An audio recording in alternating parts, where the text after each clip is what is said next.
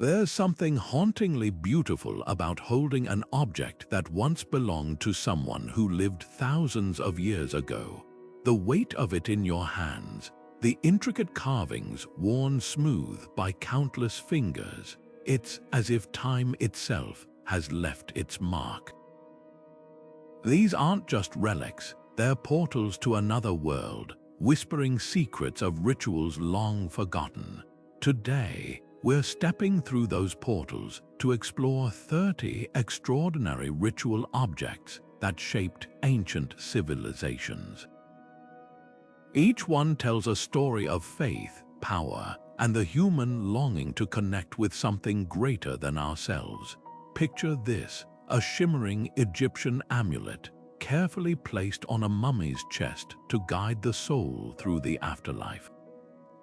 Or the rhythmic beat of an Aztec drum, summoning the gods during sacred ceremonies. These objects weren't merely tools, they were bridges between the earthly and the divine, crafted with reverence and imbued with meaning. What makes them so fascinating isn't just their age or craftsmanship, it's the way they reveal the universal threads that weave through human history. Across continents and cultures, people turn to these artifacts to seek protection, blessings, or answers from the unseen. So why do these ancient treasures still captivate us today? Perhaps it's because they remind us that, deep down, we're still asking the same questions as our ancestors. What lies beyond this life? How do we honor the forces we can't control?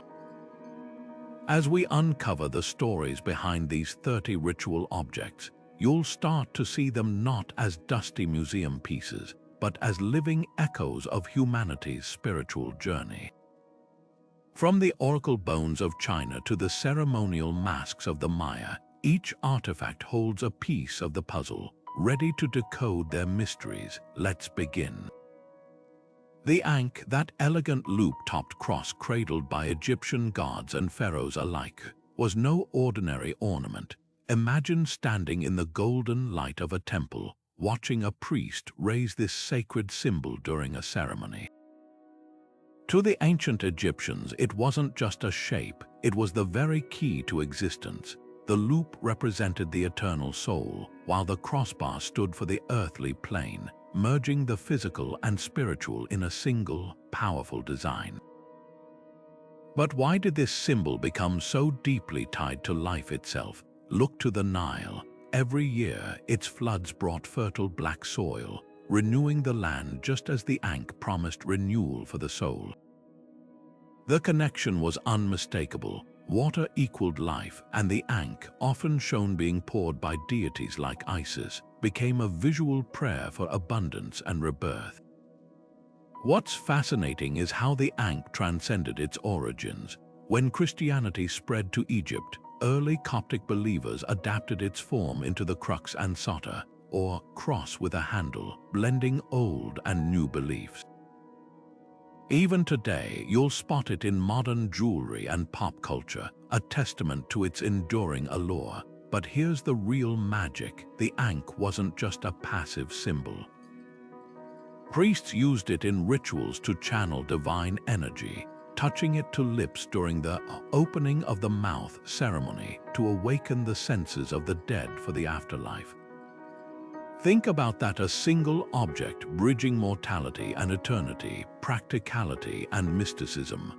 Whether etched into temple walls or clutched in the hand of a mummy, the Ankh whispers across millennia, life doesn't end, it transforms.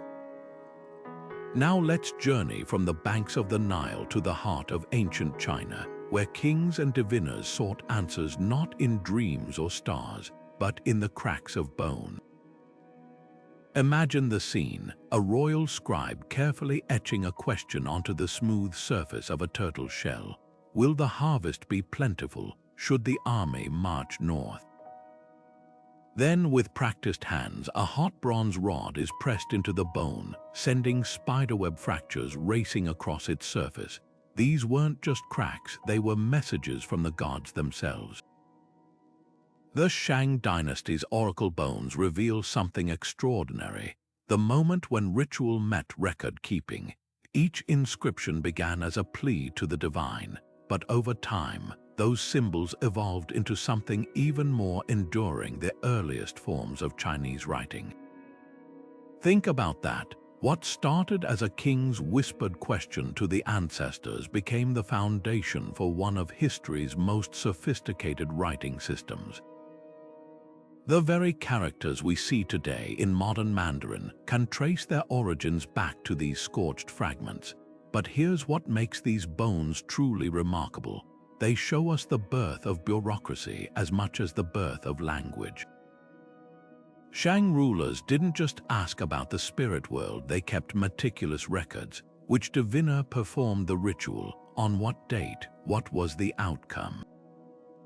It's as if these bones were the first government filing system, blending the sacred with the administrative. And when archaeologists unearthed them centuries later, they didn't just find cryptic prophecies, they found shopping lists, weather reports, even notes about a king's toothache. Perhaps the most haunting discovery was how often the questions revolved around fear. Would the kingdom face invasion? Would the queen's childbirth be safe? These bones remind us that for all their power, ancient rulers were just people staring into the unknown like the rest of us. And in those cracks, they sought not just answers but reassurance, proof that someone somewhere was listening. High in the sun-drenched courtyards of Knossos, where frescoes of leaping bulls still cling to crumbling walls, the labyrinth gleamed not just as a weapon, but as a sacred key to an entire worldview. This double-bladed axe, with its crescent curves mirroring the horns of the sacred bull, was far more than a tool of war. In the hands of Minoan priestesses, it became a conduit between earth and sky, masculinity and femininity, chaos and order. What makes the labyrinth so extraordinary is how effortlessly it straddled these dualities. One edge could sever flesh, the other, in ritual, seemed to carve open the veil between worlds. The connection to the Minotaur's labyrinth runs deeper than mere myth. Archaeologists found labyrinth symbols etched into the very floors of Crete's palace corridors, paths that twisted like the coils of a serpent.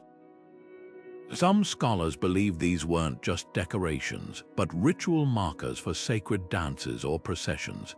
Imagine the scene: barefoot priestesses moving through torchlit halls, their axes catching the firelight as they reenacted the dance of the bull, a creature embodying both untamed nature and divine sacrifice. The labyrinth didn't just represent power, it choreographed it, turning ceremony into a living dialogue with forces beyond human control. And here's where the symbol takes an even sharper turn. Unlike the Ankh or oracle bones, which were tied to royal or priestly elites, the labyrinth seems deeply entwined with women's spiritual authority. Frescoes show priestesses brandishing it during ceremonies, their bare-breasted figures radiating calm command. This wasn't just ritual, it was a visual manifesto of matriarchal power in a culture where goddesses like Potnia ruled supreme. Fast forward to modern times, and you'll find the labyrinth reclaimed as an icon of feminist spirituality, its blades reinterpreted as moons or wings. Yet the axe's legacy isn't just one of empowerment. There's a darker thread here, too. The same weapon that crowned altars could execute sacrifices. The same symbol that adorned temples later fell into the hands of conquerors. That tension between creation and destruction, reverence and fear, is what makes the labyrinth so hauntingly human. It asks us, can an object ever truly be sacred if it's also stained? Perhaps that's why it endures, not as a relic of a lost utopia, but as a mirror reflecting our own tangled relationship with power and the rituals we use to sanctify it. The gleaming turquoise mosaic catches the firelight first, tiny squares of sacred stone pieced together over a human skull, transforming bone into a mirror of the gods. This was no mere mask, it was Tezcatlipoca's very gaze made flesh. When an Aztec priest fastened this grotesque masterpiece to his face, he didn't just represent the smoking mirror god. He became a vessel for divine power, his breath mingling with the remnants of another's life. Every fragment told a story, the obsidian eyes that reflected futures yet unwoven, the mother-of-pearl teeth white as the moon biting down on the boundary between worlds. But why a skull? For the Aztecs, death wasn't an end. It was the loom on which life rewove itself. The mask's hollow sockets whispered a truth their entire cosmology rested upon. Creation demands destruction. When priests donned it during the new fire ceremony, they weren't just impersonating a deity, they were embodying the paradox at the heart of existence. Tezcatlipoca, the capricious god of night and sorcery, could shatter kingdoms with a whisper, yet his name meant smoking mirror, a surface that revealed truth through distortion. The mask mirrored this duality, exquisite artistry clashing with visceral horror, beauty forged from decay. The rituals themselves were as precise as they were terrifying. Before wearing the skull, priests would anoint it with rubber sap, the sacred blood of trees, and stud it with pyrite to catch the torchlight like stars. Imagine the ceremony, drums throbbing as the priest raised the mask high, the turquoise shimmering like water under moonlight before pressing it to his face. In that moment, the boundary between man and God dissolved. The wearer's voice became oracular, his movements choreographed to channel divine will, yet beneath the spectacle lay a deeper calculus. The skull wasn't just a symbol, it was currency. Aztec rulers traded these adorned relics as gifts, each one a tangible piece of sacred power. Some scholars believe the masks were repurposed from defeated warriors, their bones transformed into trophies that honored rather than desecrated. A chilling thought, the very face of a vanquished enemy now sanctified as a bridge to the divine. What lingers most isn't the mask's brutality, but its breathtaking sophistication. The turquoise wasn't randomly placed, each piece traced the path of constellations Tezcatlipoca was said to govern. The empty nasal cavity, a deliberate void, reminding wearers that even gods breathe the same air as mortals. This wasn't barbarism, it was high theology rendered in bone and stone. Modern museums often display these masks behind glass, their hollow stares frozen in time. But in their heyday, they pulsed with life smeared with sacrificial blood, warmed by human touch, vibrating with the chants of priests who believed death was just another kind of sunrise. The brilliance of Tezcatlipoca's mask lies in its refusal to let us look away. It forces a question: can we truly understand light without first staring into the dark? A storm is brewing in the palm of your hand, not of rain and lightning, but of history and belief. The weight of a Viking Thor's hammer amulet, no larger than a thumb, carries the thunderous echo of an entire worldview. These tiny Mjolnir pendants, often crudely forged yet meticulously cherished, were far more than decorative trinkets. Press one into your palm, and you're holding a paradox, a weapon turned talisman, a pagan symbol that outlasted the gods themselves.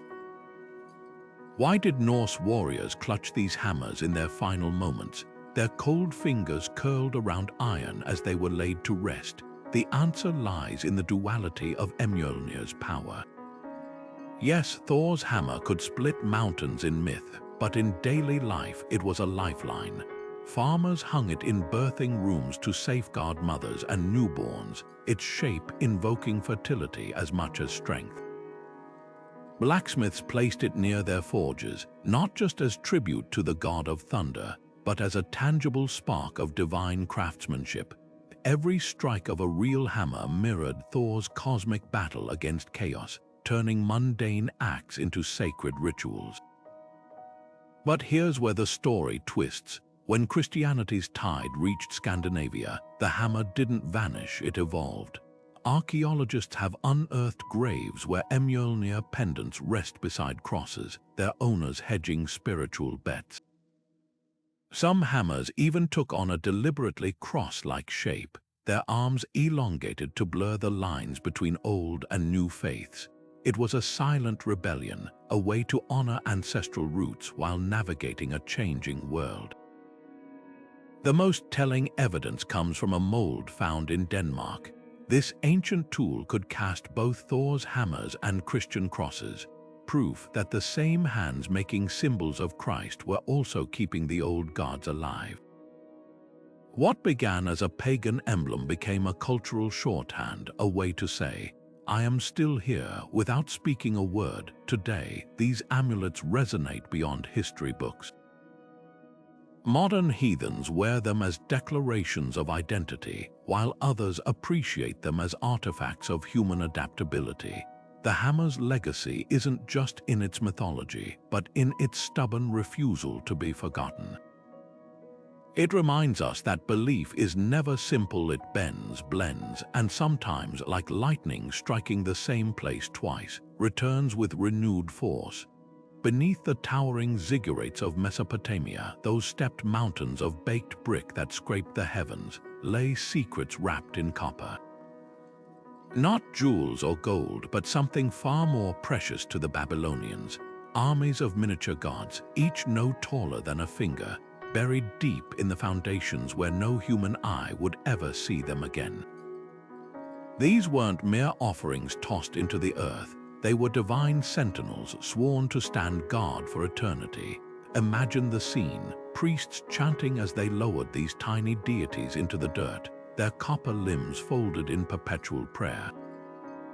Some clutched baskets of sacred offerings, others wore horned crowns, their faces etched with the solemn dignity of cosmic bureaucrats, their job description: to literally hold up the temple above them, not with physical strength, but through the sheer force of their presence. In Mesopotamian belief, these figurines became the spiritual load-bearing walls of the ziggurat, their whispered prayers the mortar that kept chaos at bay. What's striking is the humility woven into this act of grandeur. Here were the mightiest kings of Babylon, erecting monuments to rival the gods themselves, yet they knew their pyramids of power needed invisible help. The foundation figurines embodied a profound truth. Even the loftiest human achievements rested on divine cooperation. The Babylonians didn't just want their temples to impress. They needed them to function as cosmic switchboards, places where heaven and earth could meet. And for that, they required full-time celestial staff. The rituals surrounding these burials reveal meticulous attention to detail. Each figurine was animated through ceremonies called mouth washing and mouth opening, the same rituals used for giant temple statues of gods. Priests would breathe life into the copper lips, then seal them underground with food, drink, and inscribed prayers. It was a divine employment contract. In exchange for eternal vigilance, these mini-deities received eternal care. But here's the twist: these weren't just any gods. Many represented minor deities or even deified tools: the shovel, the brick mold elevated to sacred status. The message was clear. In the Mesopotamian cosmos, everything had a role, from the mightiest storm god to the humblest trowel. The ziggurat's foundation wasn't just a physical base. It was a microcosm of the universe itself, with every layer, from buried figurines to summit shrines, reflecting the hierarchy of creation.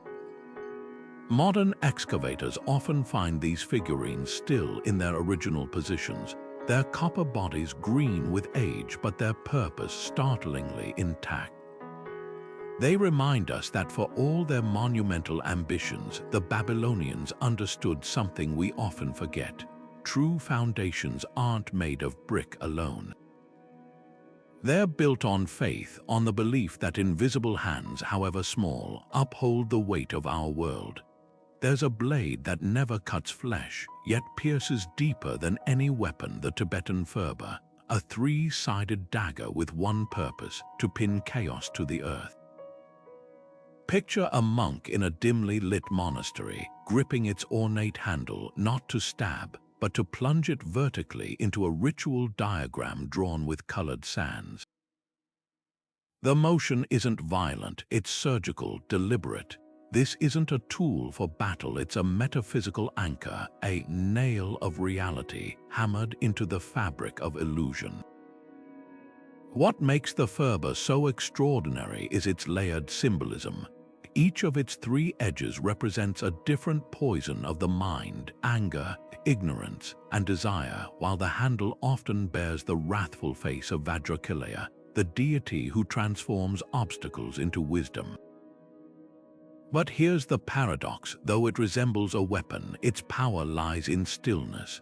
When planted into a mandala or a bowl of rice during ceremonies, it doesn't destroy demons, it immobilizes them, forcing negative energies to confront their own nature. The Ferber's real edge isn't metal, it's awareness. This concept of ritual pinning echoes across cultures. In Japan, shrine builders drive sacred nails called gohei into pillars to ward off earthquakes.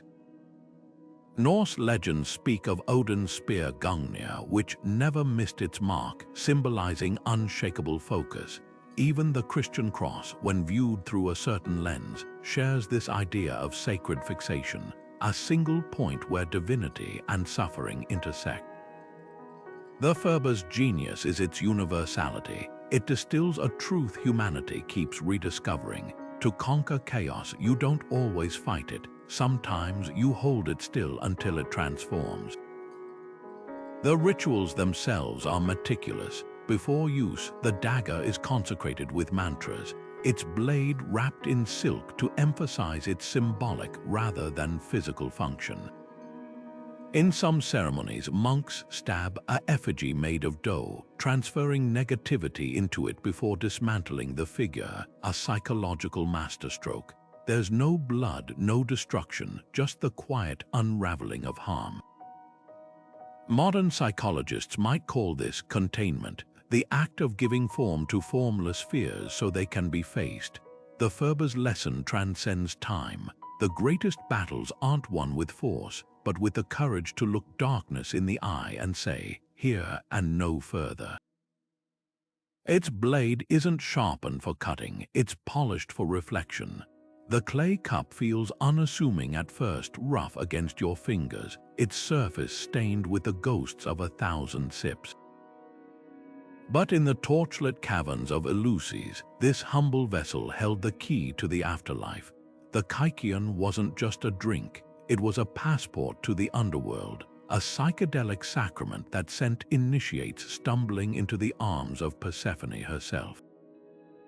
What alchemy transformed barley and water into a brew potent enough to crack open the gates of perception? Ancient texts describe the Eleusinian mysteries with tantalizing vagueness, initiates sworn to secrecy under penalty of death. Yet whispers endure of a potion that dissolved the boundary between living and dead. Scholars have long debated the Kikeon's ingredients. Some point to ergot, a fungus growing on barley that contains lysergic acid, the precursor to LSD. Others argue for opium or psychedelic mushrooms blended with mint to mask the bitterness. Whatever the recipe, the effects were unmistakable. Accounts speak of initiates emerging from the Telesterians' darkness forever changed, their eyes wide with visions of blooming fields in Hades' realm. The rituals unfolded like a sacred play. After days of fasting and purification, candidates would drink from the cup while priests chanted the hymn to Demeter, its verses guiding their descent. The Kikeon's magic wasn't just chemical, it was theatrical. Imagine the impact: shadows flickering on temple walls, the scent of torches mixing with the brew's herbal bite, the collective gasp as the veil between worlds thinned. This wasn't mere hallucination, it was communal revelation, a shared journey into the divine. Here's where the story takes an unexpected turn. early Christian writers like Clement of Alexandria hinted at similarities between the Kikeon and communion wine, both vessels holding the blood of the god. Some scholars suggest the mysteries influenced Christianity's own ritual meal, blending pagan transcendence with messianic symbolism. The Kikeon's legacy might echo in every sip of sacramental wine, a psychedelic thread woven into the tapestry of Western spirituality. Yet what truly endures is the cup's democratizing power. Unlike elite oracle bones or royal masks, the Kikeon was shared with anyone who spoke Greek, enslaved or free, rich or poor. For a few hours, the drink erased hierarchies as surely as it dissolved reality. That egalitarian ecstasy might explain why the mysteries flourished for 2,000 years, outlasting empires and gods alike. Modern seekers still pilgrimage to Eleusis, though the cups are long empty. Perhaps the Kikeon's greatest secret wasn't its ingredients, but its reminder that every human given the right key can touch the divine and return to tell the tale. Firelight dances on the bronze curves of a cauldron so vast, an entire ox could boil within it. This was the Dagda's treasure, the Irish god whose name meant the good. But don't let that gentle title fool you. His cauldron wasn't just for stew, it was a threshold between life and death, a vessel where fallen warriors emerged not just revived but ravenous, their hunger proof they'd tasted the other side.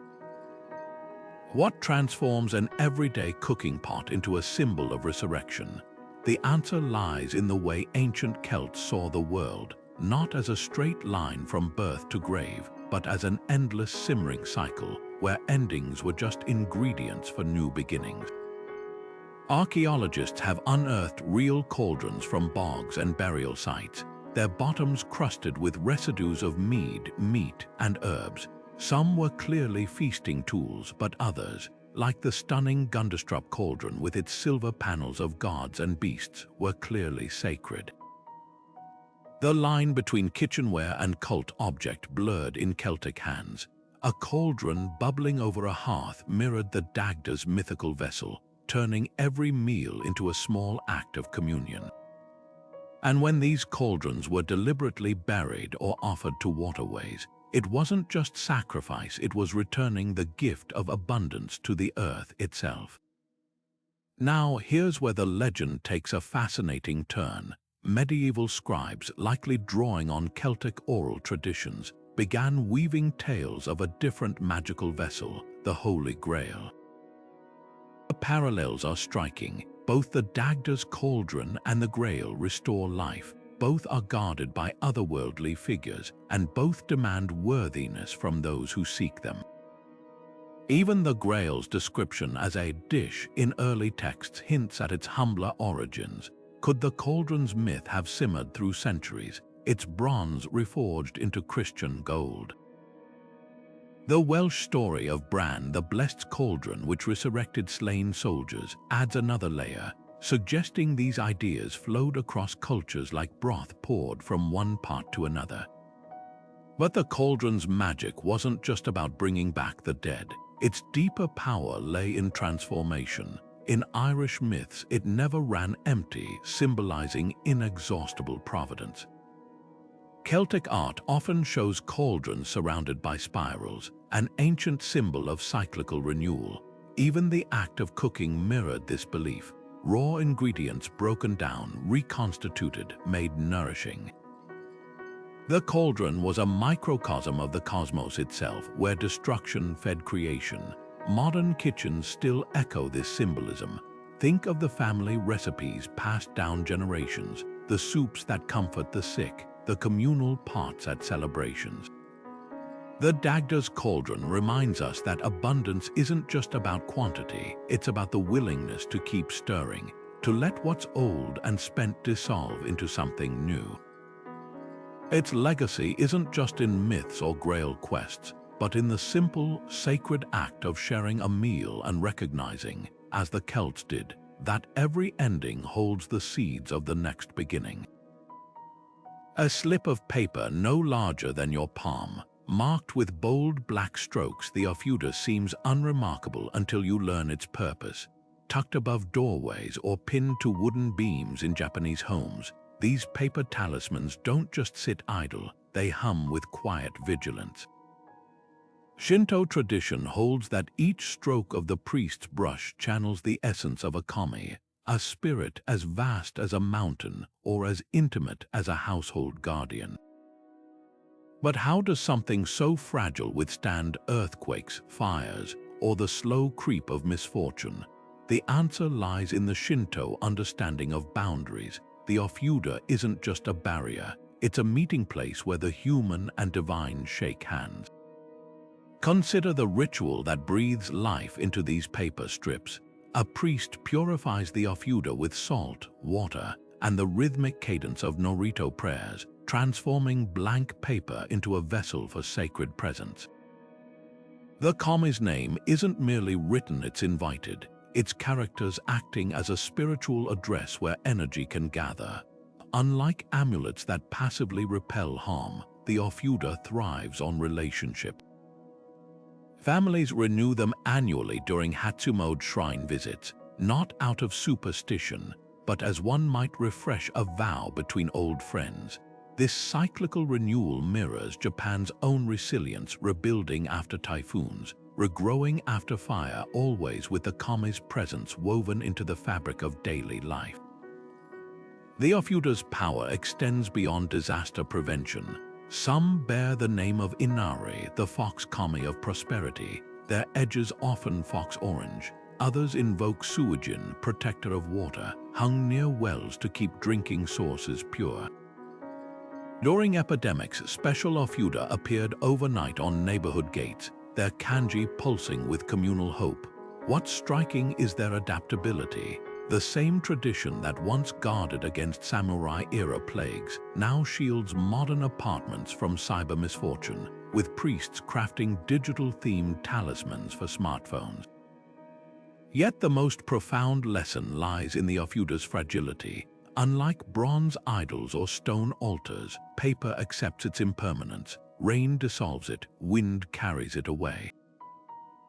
Shinto embraces this transience as sacred proof that protection isn't about permanence but presence. When an Ofuda burns in ritual fire at year's end, its ashes don't signal defeat. They release the kami back to the universe, making space for new bonds. Modern Tokyo gleams with steel and glass, but peek into any traditional home, and you'll spot that paper strip by the entrance. It whispers a truth as old as humanity. Safety isn't found in thickness of walls, but in the depth of connections between people, spirits, and the fragile, fierce will to keep harm at bay. Tucked away in Andean tombs and mountain shrines, bundles of knotted strings whisper a language unlike any other. The Inca Kippu, its rainbow cord swaying like fringe, holds entire sagas in its twisted fibers.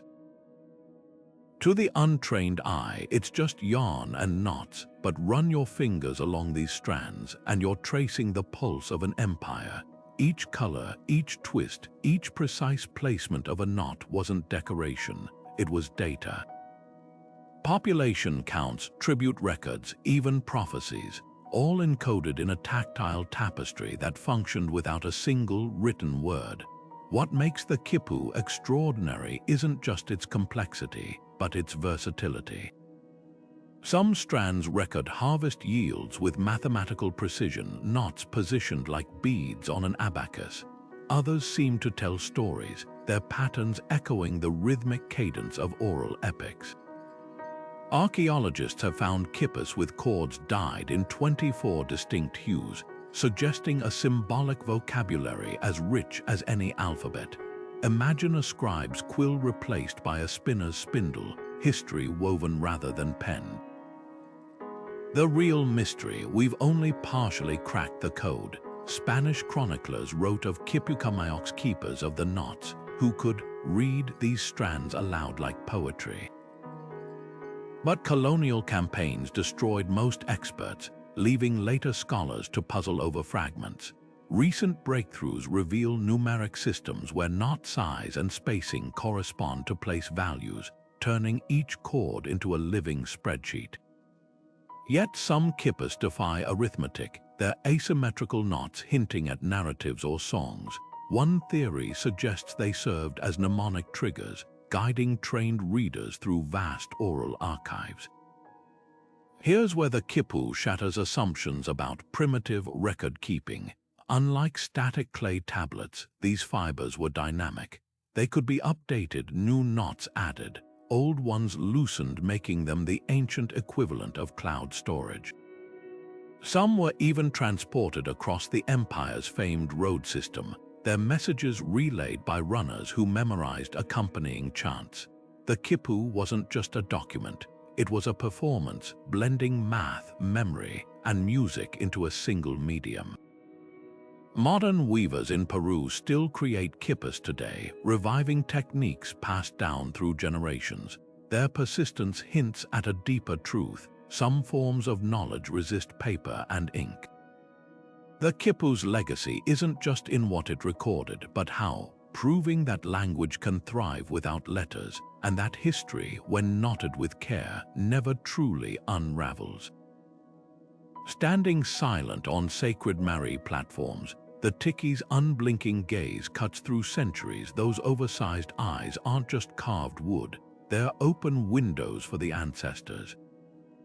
Polynesian artisans didn't sculpt these figures to decorate temples, they built them homes. Each groove in the ironwood, each curve of the exaggerated mouth, was engineered to attract and trap mana, the spiritual essence that animated both gods and the departed.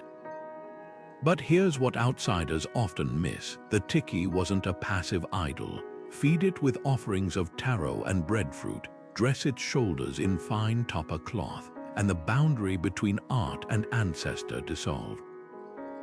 The rituals surrounding Tiki reveal a worldview where creation was collaboration. Carvers fasted before selecting a tree, whispering prayers to Tain, god of forests. The first chips struck from the trunk weren't just shaping a figure, they were midwifing a vessel. When the eyes were finally carved, priests performed ceremonies to open them, inviting the ancestor's spirit to settle into the wood like a hermit crab claiming a shell. This wasn't mere symbolism, it was sacred hospitality. Families treated Tikis as living elders, consulting them on disputes, presenting them with first harvests, even scolding them if misfortune struck, proof that reverence in Polynesia walked hand in hand with intimacy. Now consider the Tiki's anatomy. Those disproportionate features, the massive head, the elongated ears, the hands resting on a belly swollen with spiritual potency, weren't stylistic choices. They were spiritual amplifiers. The eyes, wide as saucers, saw beyond the physical. The tongue, often protruding in a defiant grimace, warded off malevolent forces. Even the wood itself mattered. Termite-resistant milo or fragrant sandalwood ensured the ancestors' home would endure generations of salt-laden winds. But the most striking ritual was the feeding. Unlike distant gods who received burnt offerings, Tikis shared meals with the living. A priest might place mashed poi in the figure's mouth groove, whispering news of the family as the food disappeared, consumed not by the wood but by the presence within it.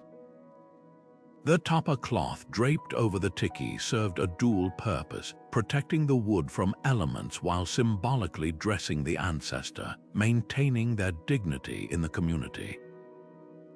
European missionaries recoiled at these practices, dismissing them as primitive idolatry. Yet the Tikis held their ground, sometimes literally. When Christian converts burned them, many Polynesians secretly buried fragments in sacred groves or hollowed out breadfruit trees, ensuring the ancestors remained embedded in the land.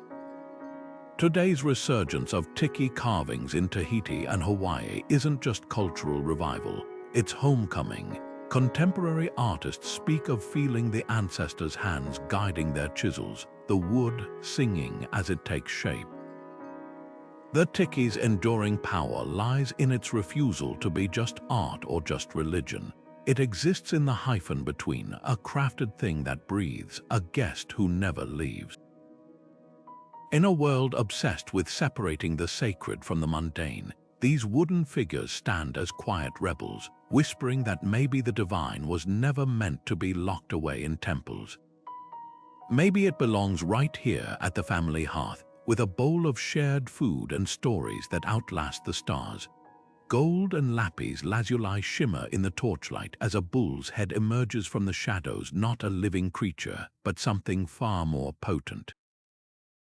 The Sumerian lyre from Ur's royal tombs isn't just an instrument, it's a celestial theremin, its strings tuned to frequencies only the dead could hear.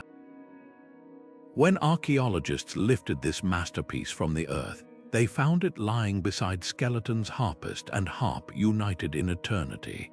But why would a musical instrument rank among a king's most precious grave goods?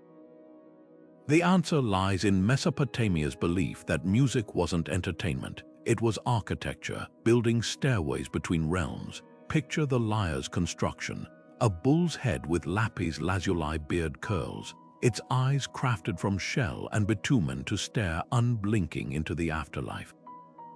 The sound box, clad in gold leaf, depicted scenes of animals walking upright, playing instruments themselves, a menagerie of the divine. Every element served a purpose. The bull symbolized strength for the journey ahead, while lapis, imported from distant Afghanistan, represented the night sky's vault. When plucked, the strings didn't just produce notes, they vibrated with the same cosmic order that governed stars and seasons. The lyre's music likely accompanied the Urshama, ritual laments that guided souls through the 7 gates of the underworld. These weren't mournful dirges, but intricate compositions with alternating rhythms, musical switchbacks designed to confuse malevolent spirits. Surviving tablets describe how certain harmonies could soothe the heart of Enlil or calm the weeping goddess. The lyre wasn't merely played, it was negotiated with, its melodies bargaining safe passage past underworld guardians. But here's what's truly astonishing. Modern acousticians have reconstructed these lyres and discovered something eerie. The bull's hollow head acts as a resonator, amplifying frequencies around 110 Hz, the same range that induces trance states in shamanic rituals worldwide. It's as if the Sumerians, through trial or revelation, stumbled upon sonic technology that altered consciousness. When Queen Puobi's court musician plucked these strings for the last time at her funeral, the vibrations may have done more than honor the dead. They could have shifted the very air between worlds. The lyre's legacy echoes in unexpected places. Babylonian hymns share melodic structures with later Hebrew psalms, suggesting temple music's lineage stretches back to these golden bulls. Even the word lyre itself, alga in Sumerian, may be the root of harp, yet the most poignant discovery came from the tomb's silent witnesses. The skeletal harpist's fingers were found curled as if still gripping the strings, a final chord left hanging between earth and eternity. What endures isn't just the lyre's beauty, but its revelation about human longing. 5,000 years later, we still turn to music in our darkest hours, funeral marches, requiems, the songs we whisper to dying loved ones. The bull's lyre reminds us that some questions transcend time. How do we say goodbye? Can beauty soften death's edge? Its answer, cast in gold and lapis, sings across millennia. Perhaps if the parting is sweet enough, it's not an end but a bridge. The polished obsidian surface swallows light whole, no reflections, just an infinite black pool frozen in stone. For Mayan rulers like Kikeon, these mirrors weren't vanity tools. They were stargates carved from volcanic glass, their darkness sharper than any blade. When priests pressed their foreheads against the cold surface during solstice ceremonies, they weren't seeking their own faces, they were peeling back the skin of reality to glimpse the other side. Obsidian's power came from its birth in fire. Formed when lava cooled too quickly for crystals to grow, its molecular structure held the memory of violence suspended. To the Maya, this glass wasn't just made by volcanoes. It was the solidified breath of the underworld gods themselves. The mirror's creation required artisans to polish the stone for months with abrasive sands, a meditative act that transformed jagged rock into something paradoxically smooth enough to slip between worlds. Rituals with these mirrors unfolded like sacred theater. Pakal's scribes recorded ceremonies where the mirror would be placed atop a pyramid at midnight, aligned so the constellation of the Great Turtle, their version of Orion, hovered directly above it. The ruler would then enter the mirror by staring unblinking until the boundary dissolved, his consciousness riding the obsidian like a canoe into the spirit realm. What did he see there? Some glyphs hint at conversations with ancestors. Others describe visions of future battles mapped out like constellations in the black glass. But here's the twist. Modern neuroscience suggests these visions weren't purely mystical. Staring into featureless darkness for hours can induce the Ganzfeld effect, where the brain manufactures hallucinations to compensate for sensory deprivation. The Maya, unwittingly, had developed a perfect technology for controlled psychedelia, one that merged geology, astronomy, and neurology into a single ritual object. The mirror's dual nature fascinates most. Though black as Xibalba's caves, they were called smoking mirrors, evoking the shimmering heat haze above volcanic vents. This duality, solid yet ephemeral, dark yet illuminating, made them ideal for scrying. Darkness wasn't absence to the Maya, it was potential, the fertile void where seeds of prophecy germinated. Spanish invaders later misinterpreted these objects as devil's glass, melting them down or tossing them into cenotes. But some survived, their surfaces still holding the ghostly imprint of every ruler who ever leaned too close, breath fogging the boundary between then and now. Today, archaeologists handling these mirrors report strange phenomena: sudden temperature drops, fleeting shadows in peripheral vision. Whether psychological suggestion or something older, the effect proves one thing: obsidian's power never fully dulled. In a world obsessed with clarity and light, the Maya understood that sometimes truth hides in the dark, waiting for the right kind of eyes to find it. Their mirrors challenge us to reconsider what it means to see, not just with our eyes, but with the quiet, hungry parts of our minds that still believe in portals.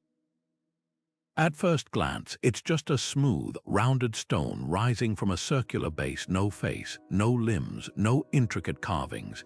Yet for millions of devotees, the Shiva lingam pulses with the heartbeat of the cosmos itself. This unassuming pillar of stone or crystal isn't merely a symbol of the Hindu god Shiva. It's a living paradox, a form that celebrates formlessness, an anchor for the infinite.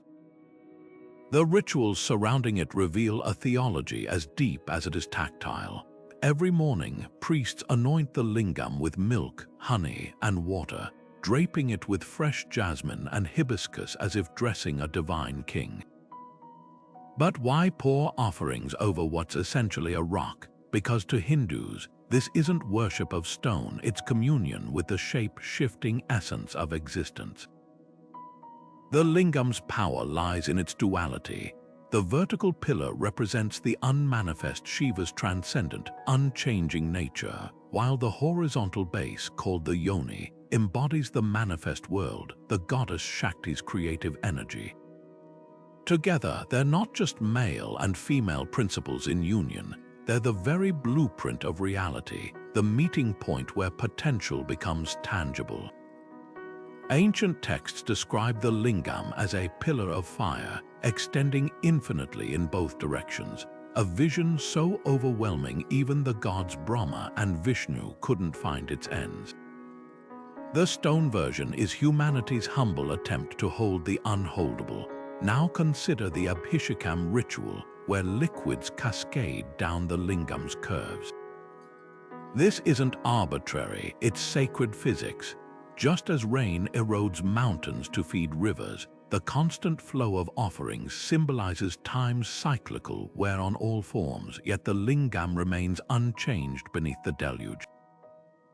The milk, often misunderstood as mere purity, carries deeper meaning. In Ayurveda, milk is soma, the nectar of consciousness, while the bilva leaves traditionally placed atop the lingam resemble Shiva's third eye, together creating a biochemical circuit. Devotees believe the charged runoff, now called tirtham, carries blessings back to the material world. The lingam's origins stretch back to the Indus Valley, where archaeologists found similar stones in Harappan ruins.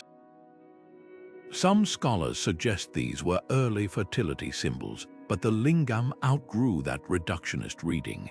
By the time of the Puranas, it had become a cosmic metaphor, the axis mundi connecting heaven, earth, and underworld. Even its imperfections speak volumes. Natural lingams formed by river erosion, like those in the Narmada River, are considered especially potent because they embody Shiva's self-created nature. Modern physics unintentionally echoes this ancient symbolism. The lingam's shape mirrors theoretical models of the universe's birth, a singularity stretching into dimensions. Its aniconic form anticipates quantum theory's dilemma, how to represent forces that defy representation. Perhaps that's why the lingam endures while other idols fade. It doesn't ask you to picture a god, it asks you to contemplate the structure of existence itself, through a stone that's been bathed, adorned, and revered for 5,000 years and counting. In the shadow of Rome's marble temples and bustling forums, a quieter kind of devotion unfolded daily inside the homes of citizens, where miniature altars glowed with the warmth of honey and wine. The Lyrarium wasn't just a decorative niche, it was the beating heart of domestic spirituality, a place where ancestors ceased to be memories and became active participants in family life. Picture a bronze statuette no taller than your hand, its face worn smooth by generations of fingertips. This was the Lyre, a guardian spirit believed to watch over the household's thresholds, both physical and metaphysical. What made these tiny shrines extraordinary wasn't their grandeur, but their intimacy, the way they wove the sacred into the fabric of everyday routines. Every morning, the paterfamilias, the family's patriarch, would lift a clay cup to the Lyre's lips, pouring a libation of watered wine while murmuring prayers for protection and prosperity. The offering wasn't extravagant, but it was unbroken, a ritual as habitual as sweeping the floor or lighting the hearth. Here's the twist: the Lyres weren't distant gods demanding tribute. They were considered deified ancestors, their spirits literally dwelling in the figurines. To pour wine for them was to set a place at the table for grandparents and great-grandparents, bridging generations with every drop. Archaeologists have found Lyraria in everything from lavish villas to cramped insulae apartments, proving that devotion wasn't a matter of wealth, it was a matter of continuity. The shrines themselves were masterclasses in symbolic efficiency, often painted with scenes of serpents' creatures associated with renewal. They doubled as cosmic diagrams. The lower shelf held offerings for the earthly Lyres, while the upper tier honored the Penates, gods of the pantry who ensured the family never went hungry. A flickering oil lamp between them represented Vesta, goddess of the hearth, her flame a miniature echo of Rome's eternal fire. This wasn't just worship, it was domestic engineering, a spiritual blueprint that organized the chaos of daily life into something meaningful. But the Lyrarium's real magic lay in its adaptability. When Roman soldiers marched to Britain or Syria, they packed portable versions, foldable bronze shrines with tiny doors that swung open to reveal Lyres inside. Sailors painted them on ship prows, turning vessels into floating households. Even enslaved people, legally barred from traditional family structures, maintained Lyraria, asserting their dignity through these miniature lineages. The message was clear. Home wasn't a place, it was a practice carried in the heart and performed daily at the altar's edge. Modern eyes might dismiss these rituals as superstition, but consider their psychological brilliance. By externalizing memory, turning ancestors into tactile figures, the Lyrarium made grief manageable. A family struck by tragedy could consult their lairs, imagining their guidance in the rustle of leaves or the play of candlelight. The daily offerings functioned like ancient therapy sessions, a structured way to process loss while reinforcing identity. And when a child was born, their first taste of food happened before the Lyrarium, literally feeding them into the family's spiritual bloodstream. The Lyrarium's legacy lingers in unexpected places. Catholic home altars with saint statues, Chinese ancestor tablets adorned with fruit, even the modern habit of keeping photos of departed loved ones on mantles, all echo Rome's genius for domesticating the divine. But perhaps its most poignant lesson is about scale. In an empire obsessed with conquest and colossal architecture, the most enduring rituals happened at eye level, in the quiet corner where a parent and child might kneel together, whispering thanks to those who came before. The Lyrarium reminds us that immortality isn't always carved in stone. Sometimes it's molded in bronze the size of a thumb, polished daily by hands that refuse to forget. The leather pouch feels surprisingly heavy for its size, not from the weight of stones or feathers inside, but from the promises sewn into its seams. For Plains tribes like the Lakota and Cheyenne, a medicine bundle wasn't just a collection of sacred objects, it was a living contract between a person and the spirit world.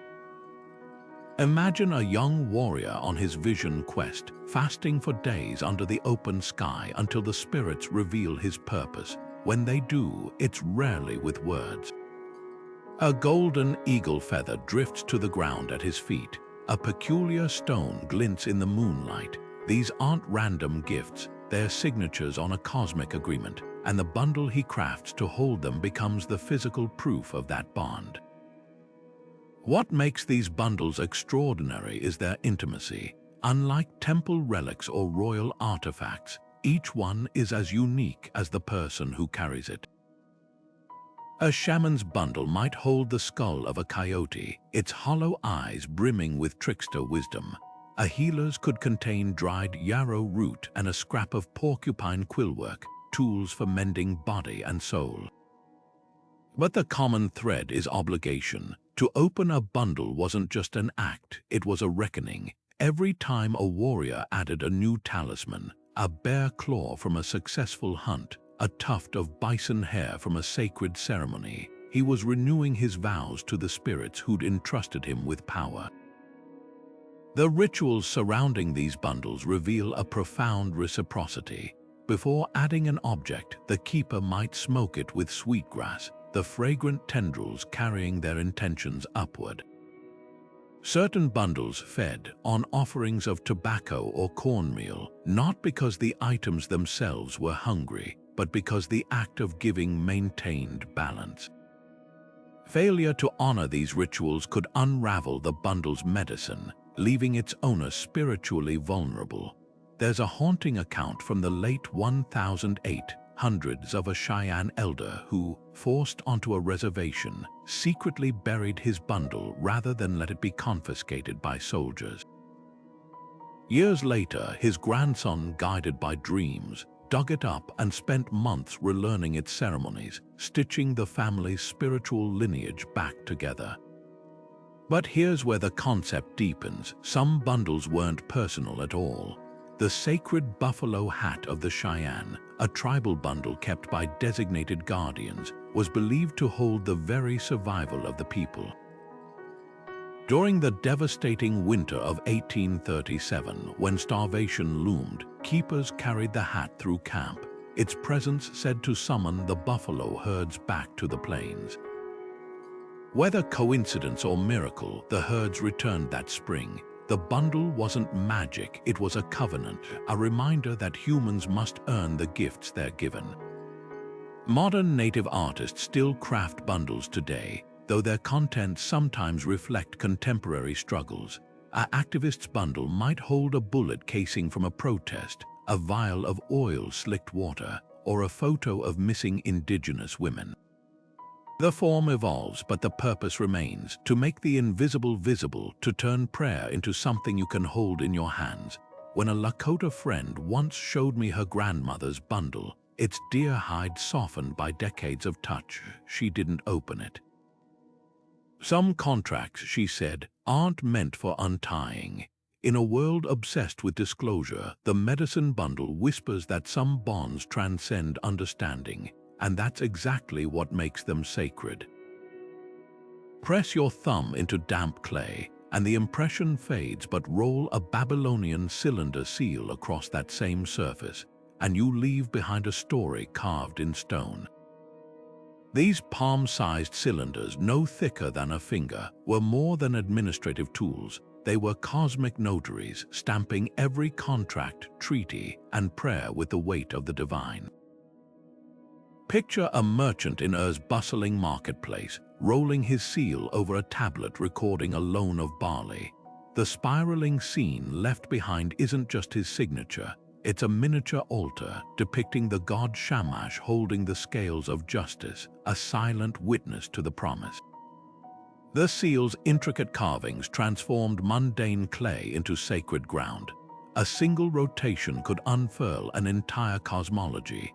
Heroes grappling with chaos serpents, goddesses pouring life-giving water, or kings receiving sovereignty from winged deities.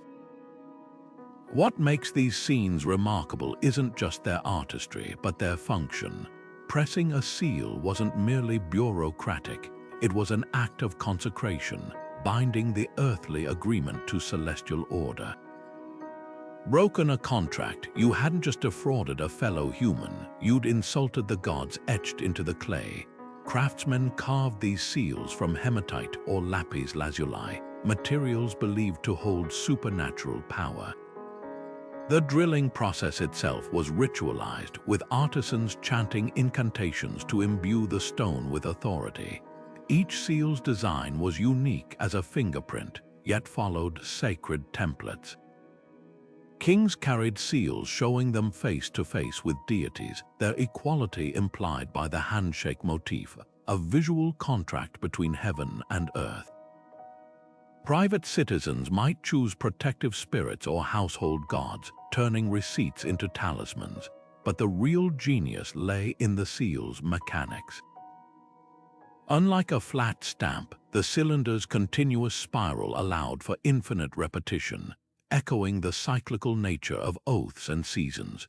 Rolling it created a band of imagery that wrapped the tablet like a sacred cord, its never-ending loop symbolizing the eternal vigilance of the gods. Archaeologists have found tablets where the seal was rolled upside down, likely a curse, twisting divine oversight into a weapon. Modern lawyers might sign in triplicate, but Babylonians knew a signature alone couldn't enforce honesty. Their solution: make every agreement a collaborative ritual.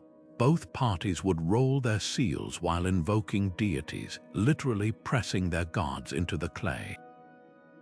The tablet then baked hard as stone, fossilizing the moment. To break such an oath risked divine retribution, a concept so potent that even Alexander the Great adopted cylinder seals after conquering Mesopotamia, recognizing their power transcended culture. Some of the most poignant seals belong to women, like the Queen's seal found at Nimrud, showing her interceding with the goddess Ishtar. Its message was clear: her authority flowed from the divine feminine. Other seals served as amulets, their holes threaded with cord so owners could wear them, keeping their cosmic contracts close. Today, these seals challenge our notion of legality. In a world of digital signatures and fleeting promises, they remind us that trust once required tangible witnesses, not just from mortals, but from the gods themselves. The next time you click "I agree" on a terms of service form, consider the Babylonians, who knew some promises should be pressed into the fabric of the universe.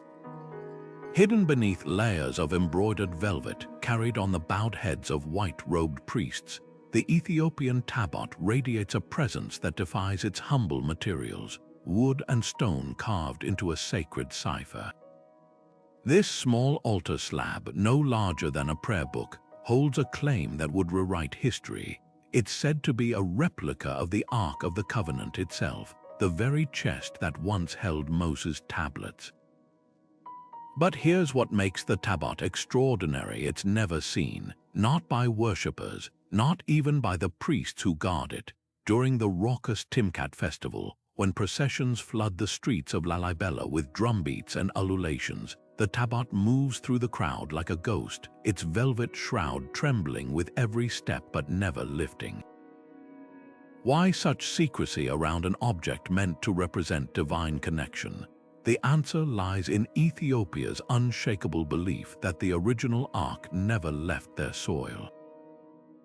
According to the Kebra Nagast, their ancient epic, Menelik, son of King Solomon and the Queen of Sheba, smuggled the real Ark to Axum, where it's guarded to this day in a chapel no outsider may enter. The tabots in every Ethiopian Orthodox church aren't just symbols, they're stand-ins for this forbidden relic, absorbing its sanctity through meticulous ritual. A priest preparing a new tabot fasts for 40 days, copying Hebrew verses onto its surface with ink mixed with holy water from Axum. The moment the last stroke dries, the slab is wrapped because to look upon it unprepared would be like staring at the sun through bare eyes. Timkat, the Epiphany celebration, is the only time these veiled mysteries briefly enter public life. As dawn breaks, priests lower the tabots into blessed water, their cloth coverings growing heavy with moisture. Worshippers surge forward, not to see, but to be sprinkled, each droplet carrying echoes of the Ark's legendary power.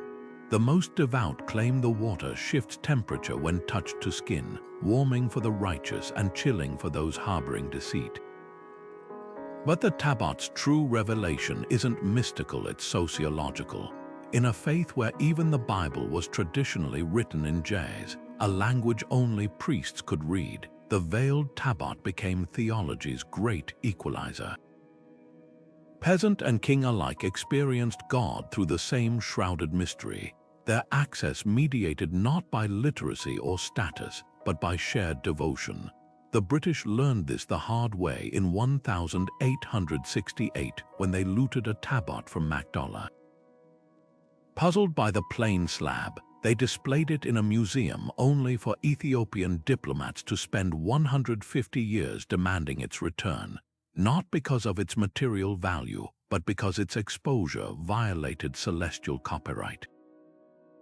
Modern conservationists using infrared scans have glimpsed the hidden carvings, crosses, Solomon's seals, sometimes even faint traces of gold leaf, but the scans feel like cheating. The tabot's power thrives in that tension between knowing and not knowing, like a name whispered just beyond hearing. It asks a radical question: can holiness survive scrutiny? Ethiopia's answer, written in velvet and vows, seems to be no, that some truths are too bright to behold directly, and faith, like light, travels best through cracks in the door. Twisted into the shape of a serpent with wings flared as if caught mid-strike, the Slavic Zime amulet feels alive in your palm, a predator frozen in silver, its fangs bared against invisible threats. These dragon-shaped pendants weren't mere decorations, they were spiritual armor, forged in the fire of a cultural transformation that reshaped gods into guardians. To understand their power, you have to unravel a story where pagan serpent deities didn't vanish under Christianity's heel, they slithered into new roles, their coils tightening around the hearts of believers who refused to let old magic die. Long before crosses dotted the Eastern European landscape, the Zime ruled as primal forces of nature. These weren't the fire-breathing monsters of Western lore, but shape-shifting spirits of rivers and storms, as likely to bless a harvest as they were to drown the unwary. Villagers left offerings at snake stones, glacial boulders where the serpents were said to sun themselves, whispering prayers for fertility or healing. The serpent's shedding skin made it a natural symbol of rebirth, its sinuous movements echoing the flow of life itself. But when Christian missionaries arrived with their saints and scriptures, they faced a dilemma: how to sever this deep-rooted devotion. Their solution was as pragmatic as it was profound: rebrand the Z-May as a defender rather than a deity. The metamorphosis unfolded in the details. Craftsmen began merging serpentine forms with Christian motifs, dragons coiled around crosses, their bodies forming the letters of saints' names in Cyrillic script. The evil eye, a pervasive fear in Slavic folklore, became the new adversary these amulets warded off. A 12th century Kikeon pendant shows the Virgin Mary standing atop a Z-May, her foot pressing its head like St. George, except here, the serpent doesn't lie slain. It's very much alive, its tail curled protectively around her robes. This wasn't defeat, it was a partnership, a visual contract between old and new beliefs. The rituals surrounding these amulets reveal their hybrid nature. On Cupola night, a festival blending midsummer paganism with John the Baptist's feast, villagers would dip Z-May charms into morning dew, charging them with solar energy. Midwives hung them over cradles, invoking both the serpent's vitality and Mary's protection. Even the metal-matted silver, associated with the moon's purity, tempered the serpent's chthonic power, just as Christianity had tempered its mythology. What's startling is how these symbols persisted despite official censure. Medieval church ledgers complain of peasants whispering to snake amulets, while excavated graves show Z-May pendants buried with devout Christians tucked beside rosaries. The serpents had become cultural sleeper agents, carrying pagan memory into a new era. Modern ethnographers still record grandmothers in the Carpathians reciting charms to the good Z-May when storms threaten crops, proof that some bonds outlast even the loudest sermons. The Z-May's true triumph wasn't in resistance but adaptation. Like a river diverting around a boulder, it found new channels to flow through. Today, these amulets dangle from rear-view mirrors in Kiev taxis or grace the necks of Moscow fashionistas, their origins half forgotten but their power undimmed. They remind us that folklore is never erased, it evolves, its teeth still sharp, its eyes still watching, waiting for the next chapter to unfold. The golden wings catch the desert sun first, each feather etched with precision, framing a figure whose outstretched hand nearly grazes the sacred ring. This is the Faravaha, Persia's ancient emblem of divine radiance, hovering above Zoroastrian temple gates like a celestial checkpoint. But look closer, the bearded man at its center isn't just floating, he's straining toward that ring with an urgency that feels almost human. That tension, frozen in stone for millennia, holds the key to one of history's most revolutionary ideas: that holiness isn't a passive gift, but a choice stretched between two realms. Zoroastrianism, among the world's first monotheistic faiths, saw existence as a battleground between Ahura Mazda's light and Angra Mainyu's darkness. The Faravaha embodies this duality in every detail. The figure's right hand points skyward, pledging allegiance to the divine, while his left clutches a ring, symbol of earthly responsibility. His twin tails represent good thoughts and good deeds, the twin engines of ethical living. Even the wings, divided into 3 layers, mirror the faith's core tenets: Humata, Haktu, Huvashta, good thoughts, good words, good actions. This wasn't just art, it was a spiritual flowchart, mapping the soul's journey from mortal struggle to eternal radiance. The ring itself is the mystery. Some scholars interpret it as the covenant between Ahura Mazda and humanity, a divine contract requiring active participation. Others see it as the ring of time, Zoroastrianism's cyclical view of history where every choice ripples across ages. The most poignant reading, it's a mirror. The figure reaches not for some distant prize, but for his own reflection, the divine spark within that must be recognized, grasped, and ultimately lived up to. Rituals surrounding the Faravaha reveal its practical power. Fire temples positioned the symbol above altars so worshippers' prayers would rise through its wings, carried heavenward by sacred flames. Converts undergoing the Navjot ceremony were given amulets depicting the emblem, not as passive talismans, but as daily reminders of their active role in cosmic balance. Even Persia's kings adopted it, not to claim divinity, but to acknowledge their duty as Ahura Mazda's earthly stewards. What's startling is how modern the Faravaha feels. That outstretched hand could belong to any of us, perpetually suspended between aspiration and action. Its message that divinity isn't just worshipped but enacted would later echo in Jewish Tikkun Olam, Christian stewardship, and Islamic khilafah.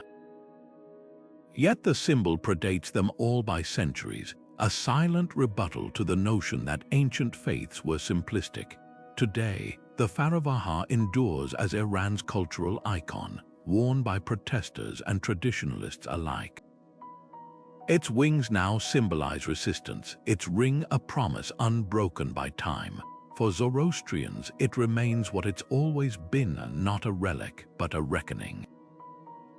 Every glance asks the same question: will you reach for the divine or let the ring slip from your grasp? The answer, then as now, writes the next chapter of the soul.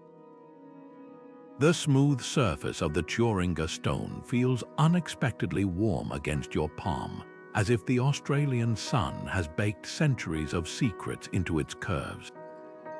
These oval slabs of wood or stone, etched with concentric circles and meandering lines, weren't just sacred objects to Aboriginal peoples.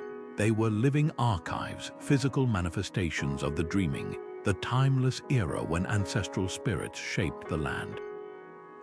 What makes these stones extraordinary isn't just their intricate markings, but the way they collapse time, turning geology into genealogy.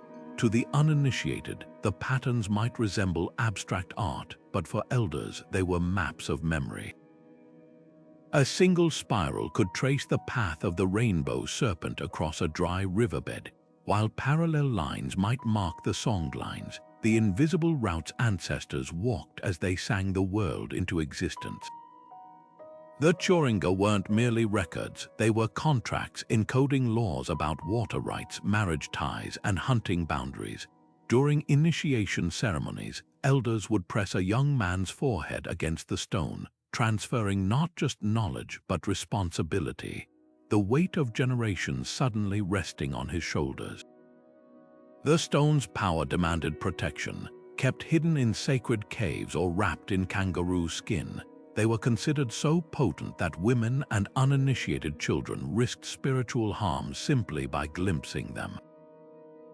European anthropologists who documented these practices often misunderstood this secrecy as exclusion, when in truth, it mirrored the careful way we handle fragile heirlooms or confidential documents today. The restrictions weren't about hierarchy but preservation, ensuring the stories survived intact for those ready to bear their weight. Here's where the Tjuringa reveal their genius, their multimedia artifacts. The grooves aren't just visual, they're tactile scores meant to be read by fingertips, each ridge and dip corresponding to verses in ceremonial songs. An elder tracing the lines would feel the rhythm of the chant rising in his throat before the first note even sounded. Some stones even bear worn patches where thumbs have rubbed the same curves for centuries, polishing devotion into the rock itself. Modern archaeologists using 3D scanning have discovered something astonishing. The same symbols appear on stones separated by thousands of miles, suggesting a vast network of shared lore. Yet each stone remains unique, its markings tailored to local landscapes like personalized birth certificates from the earth. A churinga from the desert might encode water sources invisible to outsiders, while one from the coast could map tidal patterns known only to generations of shellfish gatherers. The tragedy lies in how many were lost, stolen by collectors, broken by missionaries, or buried with elders whose lineages were severed. But some endure, repatriated to communities where they're still consulted during droughts or disputes. Their power hasn't faded, it's simply waiting, like rain in a dry riverbed, for the right hands to read the land's memory once more. Gleaming cobalt blue and emerald green, the Phoenician glass eye amulet stares back at you with the same unblinking intensity it held 3,000 years ago. These palm-sized beads, shaped like almonds and threaded with gold, weren't just jewelry. They were the ancient world's antivirus software, designed to detect and deflect envy's corrosive gaze. Picture a merchant in Tyre or Sidon pressing one into wet clay before sealing a deal, or a sailor tying it to his child's cradle with whispered prayers.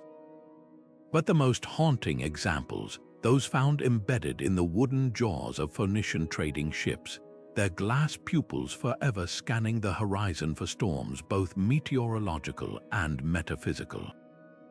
The brilliance of these amulets lay in their duality. Their vibrant hues, cobalt from Egyptian mines, amber from Baltic trade routes, mirrored the Phoenicians' mastery of globalization. Yet their purpose tapped into something primal, the universal fear of the evil eye. Across cultures, envy was believed to manifest as literal poison in the gaze, bringing ruin to crops, ships, and newborns. The glass eye's reflective surface acted like a spiritual mirror, bouncing malice back to its sender. Archaeologists have found these beads from Carthage to Cyprus, often clustered in ports and marketplaces, hotspots for competitive energy. One dig in Sardinia uncovered a trader's hoard with 72 amulets, suggesting they were the ancient equivalent of packing extras in your suitcase. But why embed them in ships? Phoenician vessels were floating lightning rods for jealousy, hauling silks, spices, and the Mediterranean's first mass-produced red-purple dye. Shipwrights would place the amulets near the prow's eyes, those painted ovals on either side of the bow. This wasn't superstition, it was naval engineering for the soul. Just as the wooden eyes helped sailors see their way through fog, the glass ones spotted invisible threats. A 5th century BCE wreck off Malta held amulets fused to the ship's ribs by centuries of saltwater, proof that even as the vessel sank, its spiritual armor held firm. The rituals surrounding these objects reveal their cultural adaptability. In Egypt, they took the form of the Eye of Horus, promising healing. In Greece, they morphed into the Gorgon's glare, repelling through terror. Phoenician traders, ever the pragmatists, likely adjusted their amulet designs based on local beliefs, making them the first customizable spiritual tech. Modern chemists analyzing the glass found traces of manganese, which gave the beads their eerie glow, an early example of special effects enhancing perceived power. What's startling is how these ancient anxieties mirror our own digital age. Today's evil eye might be a hacker's keystrokes or a viral smear campaign, but the solution remains oddly similar: protective symbols in our profiles, encryption, amulets around our data. The Phoenicians would have understood Instagram's algorithm perfectly. They knew visibility bred envy, and envy required safeguards.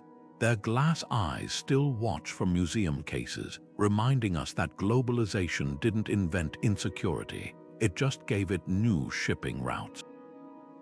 The next time you tap a like button, consider the Phoenician merchant who'd have hung a glass bead on his phone just in case.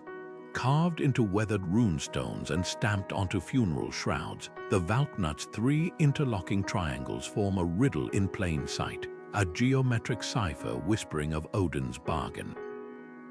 This knot of the slain wasn't just grave decoration. It was a spiritual handshake, an invitation stamped with blood and iron.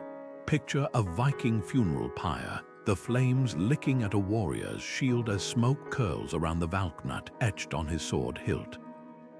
That symbol wasn't marking his end. It was his boarding pass for Valhalla's mead halls. But here's the twist: earning that passage required more than bravery in battle.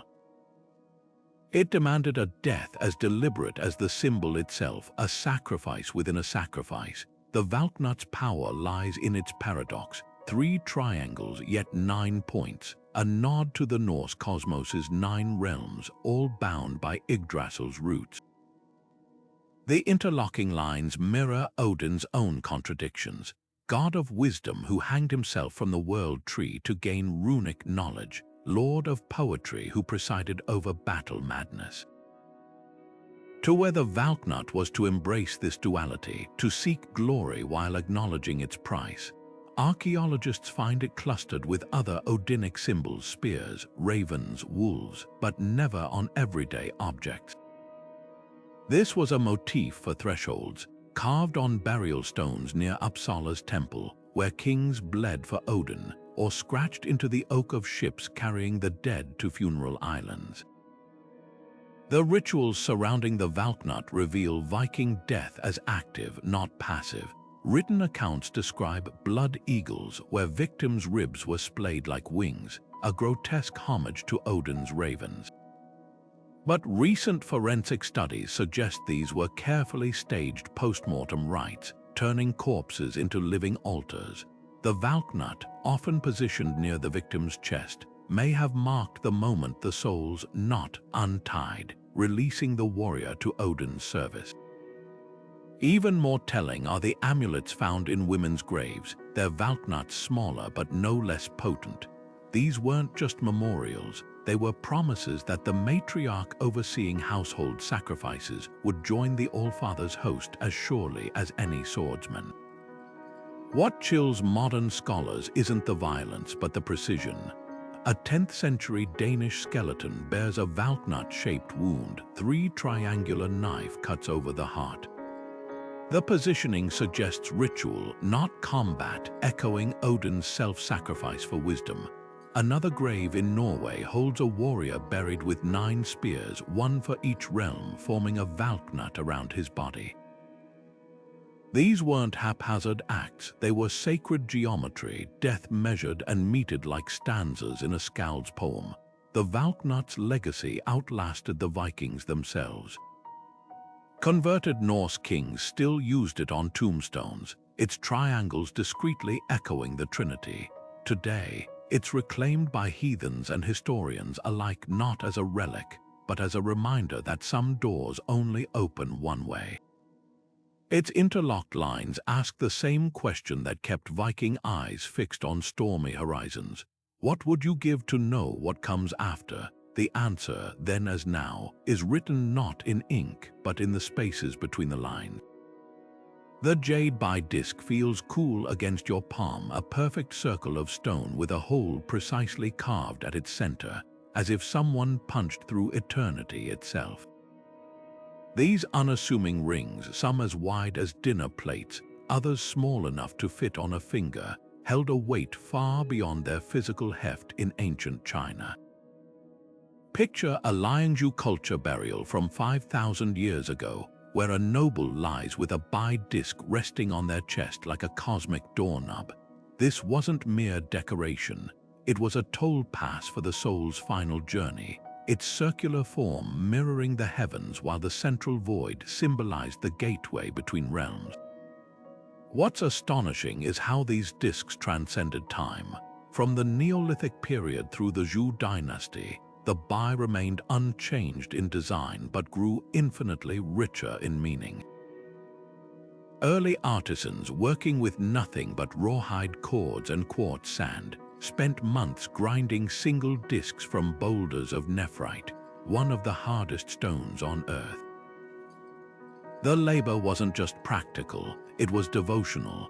Each scratch of abrasive grit against jade transformed raw material into sacred geometry, turning earthly rock into a slice of celestial order. The placement of discs on corpses reveals a startling intimacy with the afterlife. Unlike Egyptian amulets tucked beneath bandages or Mesopotamian seals clasped in fists, the was displayed openly over the heart, aligning with the three souls believed to reside there. Texts from the Han dynasty describe how the disc's hole allowed the Hun soul, the celestial, upward-going spirit, to ascend while the Po soul remained earth-bound.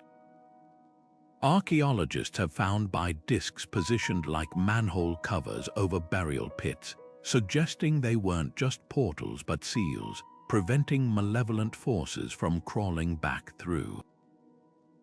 But the true marvel lies in the craftsmanship. Without metal tools, artisans drilled central holes using bamboo tubes loaded with wet sand, rotating them for weeks until the stone yielded.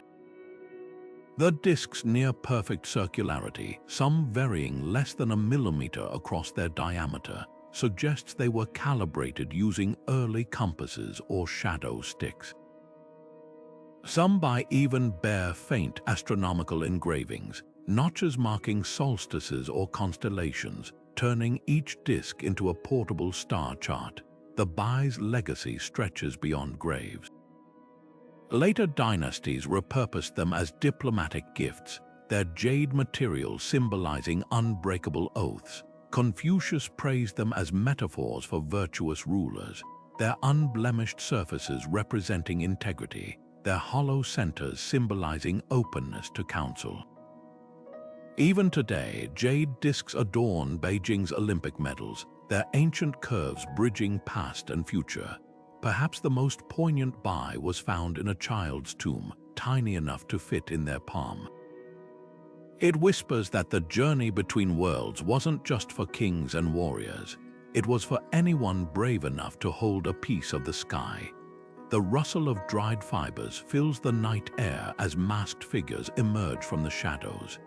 Their elongated faces crowned with towering bamboo crests, their bodies sheathed in swaying raffia strands that ripple like water with every step. These aren't just costumes, they're vessels for the Nommo, the amphibious creator gods of Mali's Dogon people, returning to Earth to dance the dead home.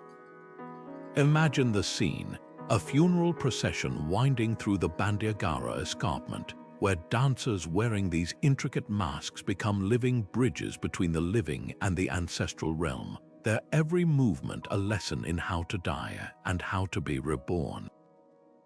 At the heart of the Nommo masks lies a cosmology as deep as the star systems the Dogon mapped without telescopes.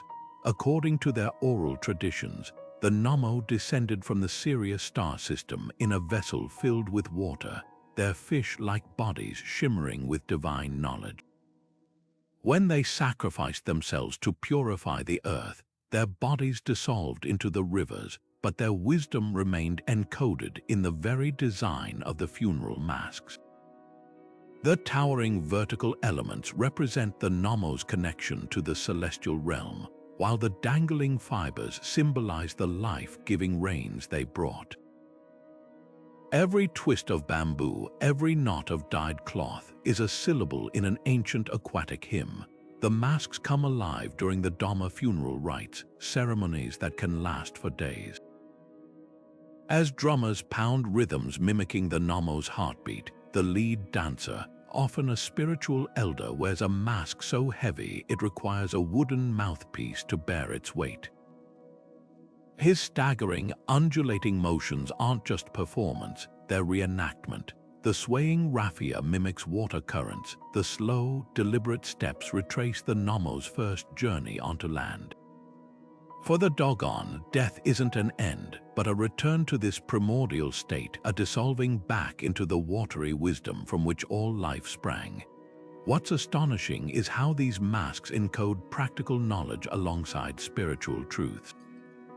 The zigzag patterns sewn into the fibers mirror the path of the fox, the Dogon's trickster teacher, whose paw prints in the sand are said to reveal astronomical alignments. The masks' fish-like mouths, often lined with cowrie shells, echo the Nommo's teachings about fertility and the sacredness of water in the desert. Even the materials matter. Bamboo, which grows straight and true, symbolizes moral clarity, while the raffia's golden hue represents the life-giving sun. Modern anthropologists were stunned when Dogon elders described Sirius B, a white dwarf star invisible to the naked eye, centuries before telescopes confirmed its existence. Some dismiss it as coincidence, others see it as proof that the Nomos masks hold more than symbolism. Perhaps the dancers aren't just honoring ancestors, they're transmitting astrophysics through movement, their spiraling steps charting cosmic orbits as surely as any satellite. The mask's final act is the most poignant. After guiding the deceased soul to the ancestral realm, they're carefully disassembled, their components returned to the earth. No museum displays these sacred artifacts. They exist only when needed, then dissolve like the Nomo themselves. It's a reminder that some wisdom isn't meant to be preserved behind glass. It flows like water through the hands of those brave enough to dance with gods. Emerging from the mist-shrouded jungles of ancient Mesoamerica, the Olmec were jaguar figurines snarl silently across the centuries, their flattened noses flaring, their almond-shaped eyes burning with a predator's intensity, their human mouths twisted into something not quite beast but no longer man. These enigmatic statues, carved from jade or basalt, aren't just art, they're frozen moments of transformation, capturing the precise instant when a shaman's spirit tore free of human constraints to run with the jungle's shadows. But what rituals could fracture the boundary between species so completely? The answer may lie in the hallucinogenic brew still simmering in modern Amazonian ceremonies, a bridge between worlds as potent today as it was 3,000 years ago. There were jaguars' distinctive features: the downturned mouth, the cleft head, the muscular frame caught mid-shift, tell a story far older than the Aztecs or Maya. Olmec artists depicted these hybrids with startling consistency across hundreds of miles, suggesting a shared visionary experience. Ethnobotanists point to the Bufotine-rich seeds of the Anadenanthera tree, ground into snuff by later cultures, or the psilocybin mushrooms sprouting from dung heaps after tropical rains. But the most compelling clue comes from the ritual vomiting bowls found in Olmec burials, their interiors stained with residues of the morning glory plant, its seeds containing LSA, a compound akin to LSD. Imagine a shaman chanting as the vine slithered through his veins, his pupils dilating until the firelight became a jaguar's gaze staring back. These metamorphoses weren't mere hallucinations, they were spiritual technologies. Contemporary Mixtec shamans still speak of nahualism, the ability to shed one's skin like a serpent and don another. A 16th-century Spanish friar documented Aztec priests rubbing ointments made from toxic toad secretions into self-inflicted wounds, their subsequent convulsions interpreted as the jaguar spirit wrestling free. The Olmec figurines, often found with ceremonial axes and mirrors, may represent similar journeys: the mirrors for scrying, the axes for cleaving the soul from the body, the jade itself cool as moonlight against fevered skin. Modern excavations reveal darker dimensions. At El Manotti, a sacred spring, dozens of jaguar effigies were found alongside the bones of infants' potential offerings to the rain gods. The figures' cleft heads, once thought symbolic, eerily match the congenital condition hydrocephalus, raising haunting questions. Were these statues portraits of deformed children revered as divine? Or warnings of what happened when transformations went awry? The Olmec left no written records, but their art screams across the silence. Some doors once opened can't be shut. Yet the jaguar's legacy prowls onward. Today's Lakandan Maya still brew Balshay liquor in ceremonial caves, their prayers echoing those their ancestors might have whispered over psychedelic brews. The figurines challenge our tidy categories, not just man or beast, not just ritual or reality, but something fiercer, older, and far more alive. They remind us that every culture has its shapeshifters, its edges where the self dissolves and something older answers back. The Olmec didn't just carve statues, they carved questions, and the jungle still whispers the replies. The flicker of a single flame dances across the gilded face of the Virgin, her eyes seeming to follow you through the haze of incense. This was no ordinary lamp, but a Byzantine icon lamp where fire and faith fused into something transcendent. These weren't mere sources of light, they were kinetic prayers, their trembling flames giving life to the sacred images they illuminated. Picture a darkened chapel in 6th century Constantinople, where dozens of these lamps hung before mosaics, their pooled light making Christ's robes shimmer as if stirred by an unfelt wind. To the Byzantines, this wasn't artistry, it was alchemy, turning olive oil and wicks into a language the divine could read. The theology behind these lamps reveals a radical idea. That light wasn't just symbolic, but sacramental.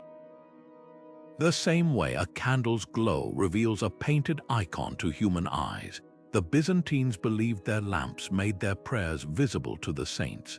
The golden halos encircling holy figures in mosaics weren't static decorations, they were mirrors designed to catch and multiply the lamplight until the entire image seemed to emit its own radiance. This wasn't mere metaphor, it was physics as theology. Just as light passes through a window without breaking the glass, the Byzantines saw icons as permeable boundaries where heaven and earth touched. The lamp's flame became the point of contact, its warmth proof of presence. But this practice walked a razor's edge. The same lamps that inspired devotion also fueled the iconoclast crisis, when emperors ordered sacred images destroyed, fearing they'd become idols. What saved Byzantine iconography was a theological nuance as delicate as the lamp smoke itself: veneration versus worship. The faithful weren't praying to the wood and paint, but threw it the way one might kiss a loved one's photograph without confusing the image with the person. The lamps formalized this distinction. Their light didn't dwell in the icon, it passed through it like sunlight through stained glass. The rituals surrounding these lamps were meticulously choreographed. Priests would light them with prayers invoking the uncreated light of Christ's transfiguration, their wicks trimmed to specific lengths to control the flame's intensity. Some lamps bore censers, mingling the scent of myrrh with the oil's earthy aroma. On feast days, worshippers would bring tiny glass lamps shaped like saints' shrines, clustering them at the icon's base until the accumulated glow made the figure appear to step forward from the wall. The most profound were the unquenchable lamps kept burning in Hagia Sophia, their eternal flames echoing God's promise to Moses in the burning bush, visible but unconsumed.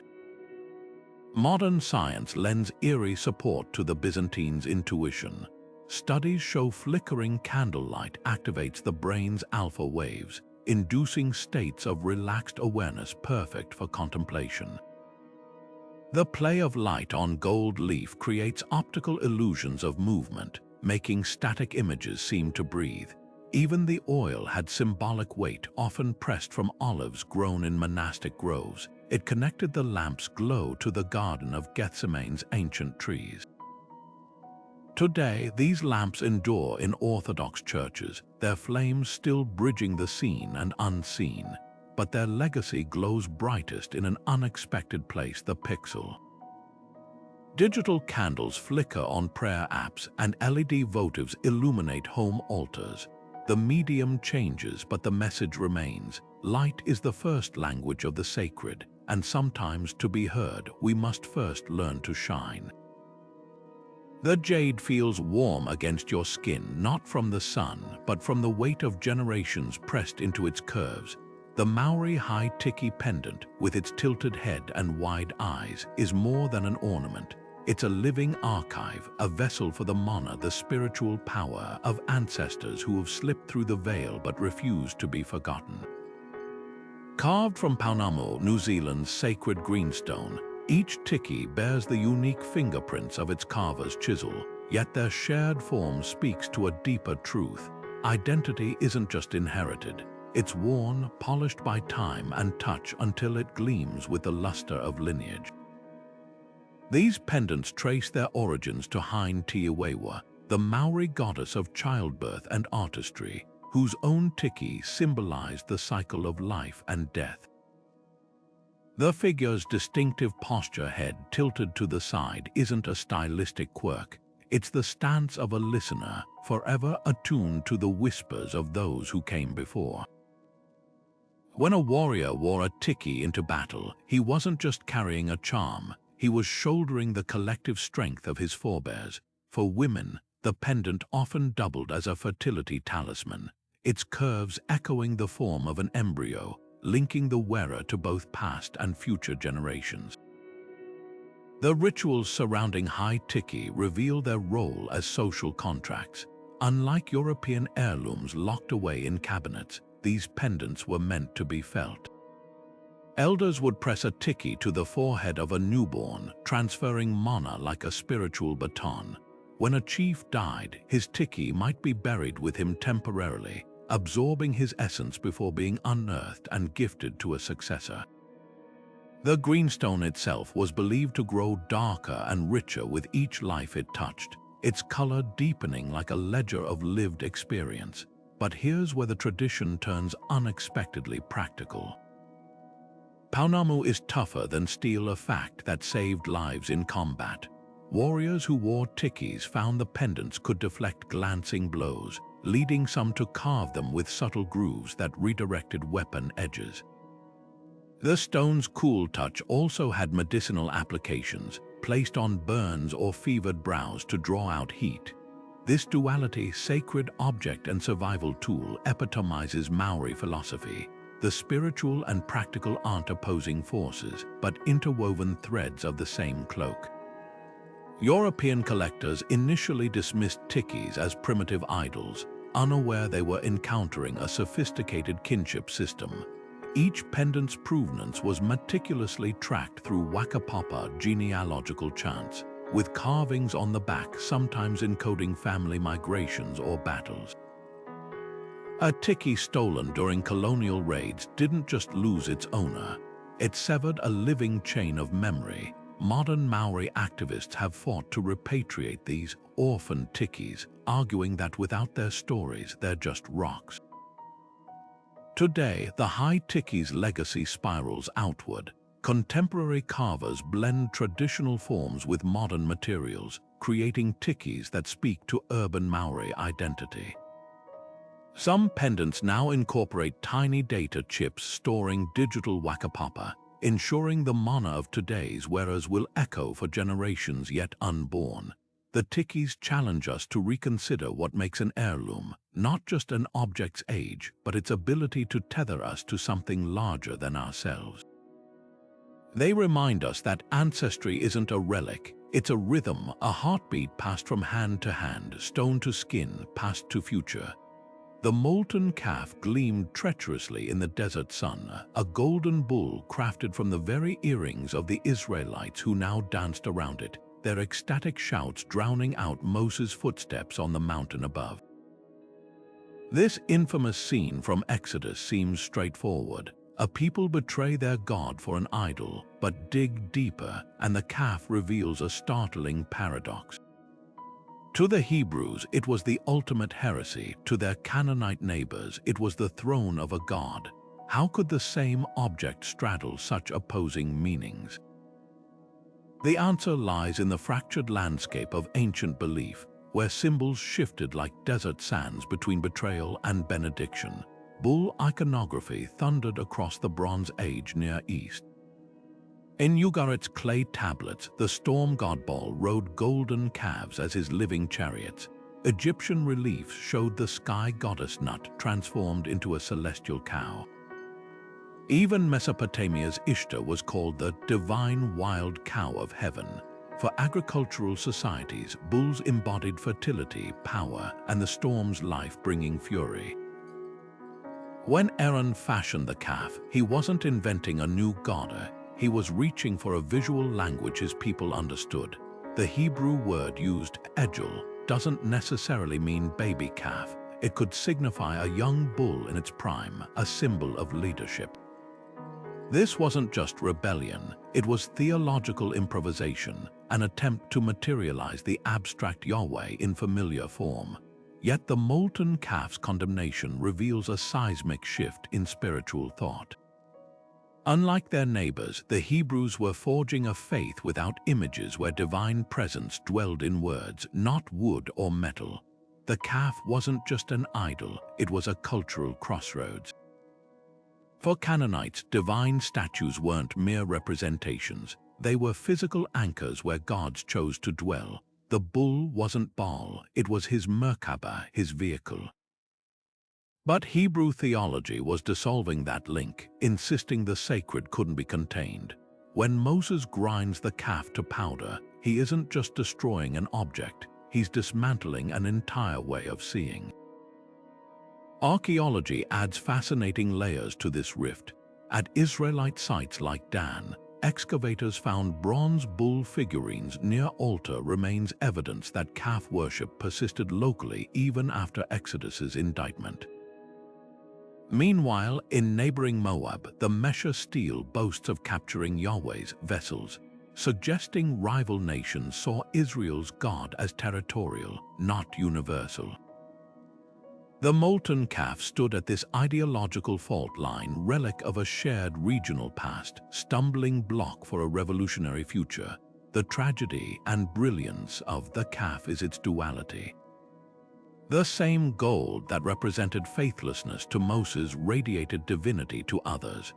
This tension echoes today wherever symbols cross cultural boundaries, carrying old meanings into new contexts. The molten calf reminds us that holiness and heresy are often matters of perspective, and that sometimes the most dangerous idols aren't those we reject, but those we misunderstand.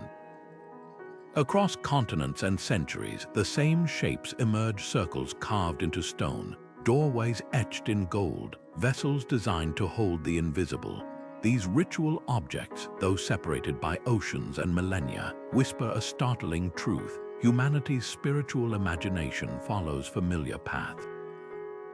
Whether it's the Egyptian Ankh's looped embrace or the Maori high Tiki's tilted gaze, the symbolism of portals transcends cultures. The circle, that universal cipher for eternity, appears in China's jade by discs and Norse valknuts alike, not as coincidence, but as a shared recognition that some truths are best expressed in curves rather than corners. But why portals? Perhaps because every culture grapples with the same existential threshold, the moment when breath becomes air, when the living must release the dead.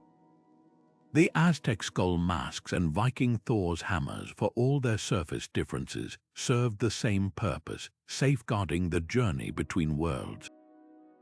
Even the materials tell a story. Jade, obsidian, bronze, each was chosen not just for beauty, but for metaphor. The Olmecs were jaguar figurines captured in stone, what shamans experienced in trance, the fluidity of form. Byzantine lamp oil, pressed from sacred olives, carried the weight of Gethsemane's anguish in every flicker. Ancestor veneration binds these objects like an invisible thread. From Rome's Lyrarium figurines to the Plains tribes' medicine bundles, the dead were never truly gone. They were partners in an ongoing conversation. The Chinese oracle bones recorded royal questions to forebears, while the Dogon's Nomo masks danced the departed back into the cosmic water cycle. This wasn't mere nostalgia, it was a practical alliance with those who'd already navigated life's greatest mystery. The most profound connection lies in what these artifacts reveal about human vulnerability. The Phoenician glass eye amulets and Slavic Zeme talismans betray the same fear, that envy or malice could strike as tangibly as any weapon. The Inca Kippu's knotted strings and Babylonian cylinder seals both sought to tame chaos through order, turning uncertainty into something that could be held, measured, controlled. What unites these objects isn't just craftsmanship or belief, but a collective admission. We are small in a vast universe, longing for bridges to the unseen. The rituals may change, libations poured, masks donned, bones cracked, but the impulse remains. To craft is to hope, to ritualize is to reach, and in that reaching across time and space, we find not just the differences that define cultures, but the yearnings that define what it means to be human. From the Ankh's promise of eternal life to the golden calf's cautionary tale, these 30 ritual objects form a tapestry of human yearning, each thread woven from the same fundamental questions. What lies beyond this life? How do we appease the forces we cannot control? Whether carved from jade or molded from molten metal, these artifacts share a common purpose: to make the intangible tangible, to hold the divine in our hands, if only for a moment. Consider how many of these objects served as bridges between earth and sky in the Mesopotamian foundation figurines, between warrior and god in the Viking Valknut, between the living and dead in the Dogon's Nomo mask. Their materials tell their own story: stone for endurance, gold for purity, obsidian for the razor's edge between worlds.